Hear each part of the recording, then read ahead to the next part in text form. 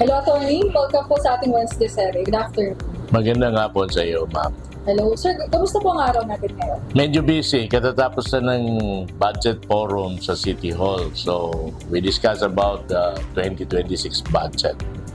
And then, I'm happy na malaki yung budget for next year. We have an NTA of around 1.7 billion plus the local sources. So, our budget would be around 2 billion next year.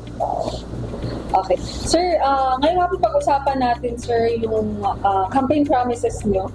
So, Okay. napag-usapan natin sa unang video natin na ginawa, yung pautang na walang interest. Yes. Pangalawa naman yung pabahay at palupa. So ngayon, isa sa mga campaign promises mo itong public cemetery.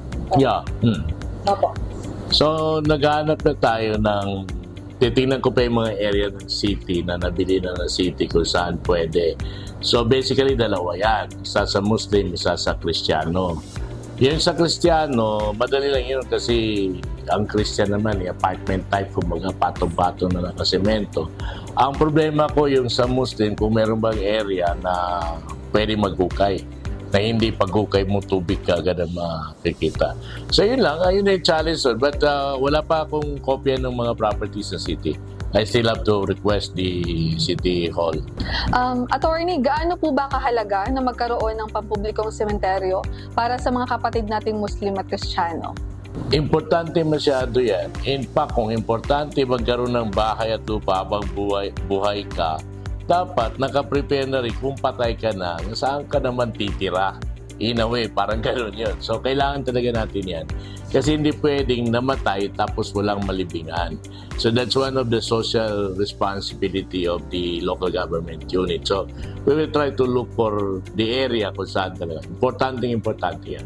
Sa tingin mo, Attorney, may sapat po ba tayong lupa sa lungsod para matugunan ang ganitong proyekto? Actually, malaki pa naman ang lupa ng city. Ang issue lang doon, yung sabi ko nga kanina, yung sa Muslim, kasi sa Muslim, kailangan maghukay. So in other words, ang ano kasi dyan, ang sitwasyon natin sa city government, I mean sa Cotabato City, we are below sea level. May mga areas lang tayo na mataas. So wala na yung area na yun na matataas, like highway, yun lang matataas area natin. Meron tayong mga area like Kalanganan 2, Tamuntaka, pero medyo mababa yung mga area. We still have to look for the area na suitable para gawing libingan, especially nung sa Muslim na kailangan maghukay. Attorney, ano po ang naging inspirasyon nyo para isali ito sa iyong mga 10 points agenda? Actually, the reason why that is included is because it's one of the needed most by our constituents.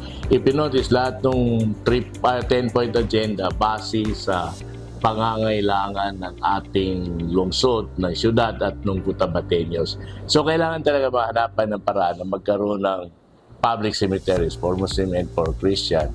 Kasi yung lahat ng libingan dito ng especially Christian ay halos puno na yung public cemeteries. Sa Chinese ang meron pa naman sila pero private lots kasi yun.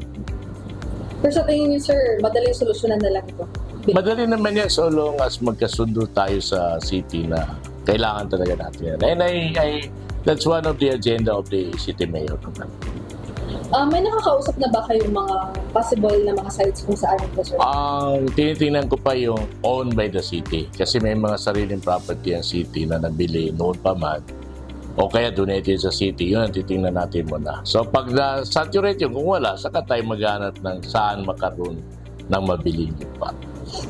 Sir, yung may tanong po ako yung sa kasi may nagtanong, may pumunta dito actually kanina. Oo. Gusto ko lang siya i-clarify. May pumunta dito kanina kasi gusto daw nila i-avail yung pabahay palupa. Kumusta na ngayon, sir? Update. Any update? Okay. Update na kasi may nagano rin na meron daw mga forms na lumalabas. Wala pa po. Wala pa tayo nakaumpisa. Kasi kailangan ko na makita yung government-owned properties ng city. Pangalawa, kailangan natin magpasa ng ordinance. So, medyo bago pa lang tayo. Pangatlong araw pa lang, inaayos ko pa yung mga staff kung saan, paano gagawin yung mga ordinance. Pag nagawa yun, malalaman din ng tao. Because every now and then, we're going to announce that. In fact, every session, naka-live naman yata yan. Plus, yun nga, huwag mo na kayong magbayad o magpa-scam kung kanino antayin niyo muna yung announcement ng city. So, maghihintay kami ng announcement from the city. City government. Para sa Sangguniang and the city mayor. We're going to announce ano ba yung program once na meron tayong ordinansa or batas tungkol yan.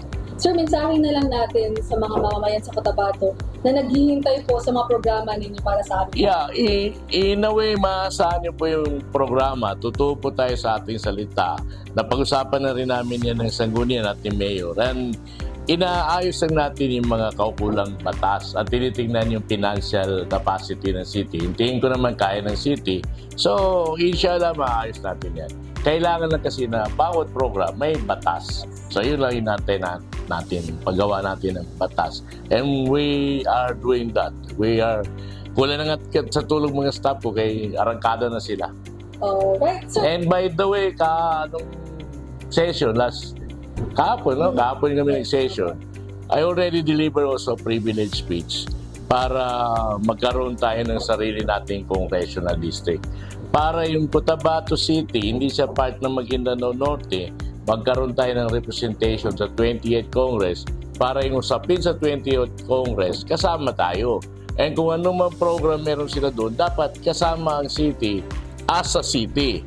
The same level lang tayo ng probinsya. We are not under any province. We are with the BARM as a region, but we are not under Maguindanao Norte.